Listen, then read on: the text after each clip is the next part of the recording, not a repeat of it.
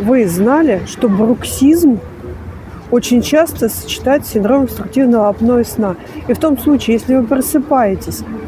ночью или утром, и у вас болят мышцы щек, если вы чувствуете, что у вас изменился зубной ряд, и, возможно, появились частые головные боли или боли в височно-челюстном суставе, то вам параллельно с лечением бруксизма и тем, что вам будут рекомендованы капы на ночь для того, чтобы защитить зубной ряд, просто жизненно необходимо обследоваться на предмет наличия у вас синдрома обструктивного апноэ сна и, соответственно, пролечиться. Поэтому необходимо еще раз подумать, а не храпите ли вы, есть ли у вас остановки дыхания во сне, и даже легкий САП тоже может быть признаком синдрома обструктивного апноэ сна.